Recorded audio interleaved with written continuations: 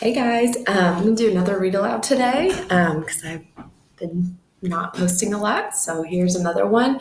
So this book is called Roller Coaster by Marla Frazee.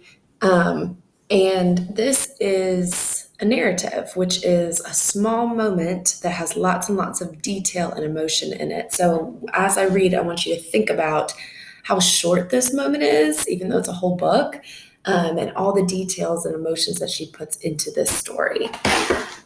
So this is Roller Coaster. All of these people are waiting in line for the roller coaster.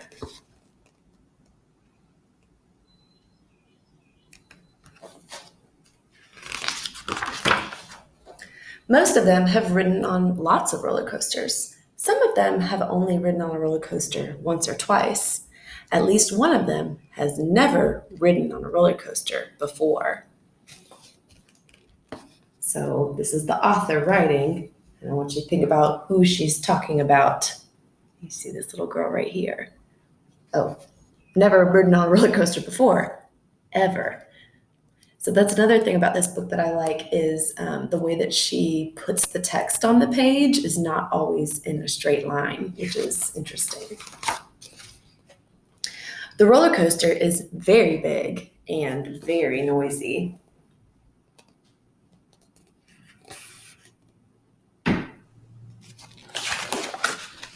You must be tall enough to ride it, but sometimes even those that are tall enough decide they don't want to.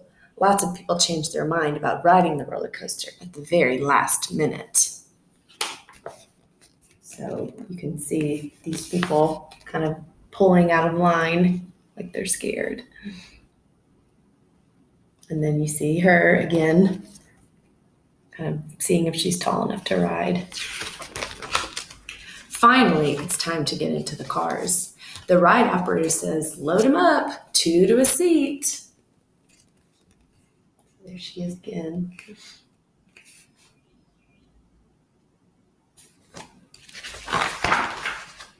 When everyone is buckled in, the operator rings a bell, and then he releases the brake. The train jerks forward on the tracks. Now it's too late for anyone to change their mind.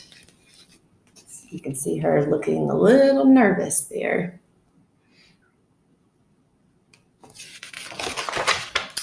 Slowly, the train is pulled up the hill by a chain. Clickety clack, clickety clackety, up, up, up.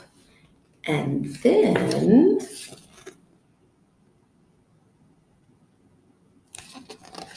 what's going to happen? Whoosh! Most people scream. Some people can't make a sound. And one person can't even open her eyes. So you look at the picture and you'll see who she's talking about. Can't even open her eyes. The train zips.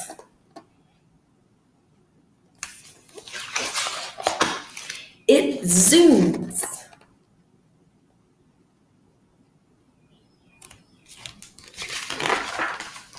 It dips and dives.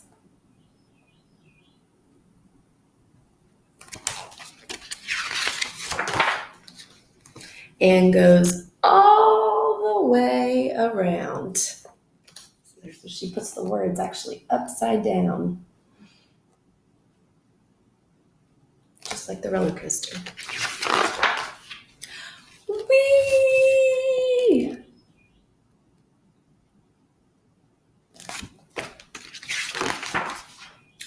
Now the ride is over.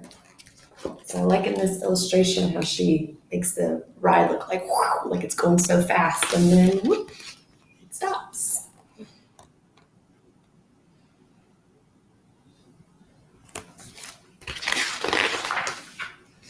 Most of these people are dizzy. Some of them have wobbly knees, but at least one of them is planning to ride the roller coaster again. Here's all the people with wobbly knees. And you see her. Right now.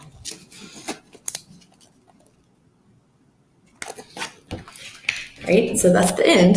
So I want you to think, what was the setting in this book?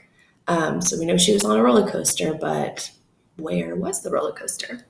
And then, have you ever ridden a roller coaster before? And if you have, then think about how your experience was similar to this character or different from hers. And then I want you to think about the author or the narrator, this little girl. How does her attitude change from the beginning of the story to the end of the story? So think about how she was feeling at the beginning and then how she was feeling at the end. And then you don't have to, but if you want to write about this, this is a narrative. So you could practice writing a narrative and you could write about a time that you went on a ride and talk about the ride. Where was it? How are you feeling? Who are you with?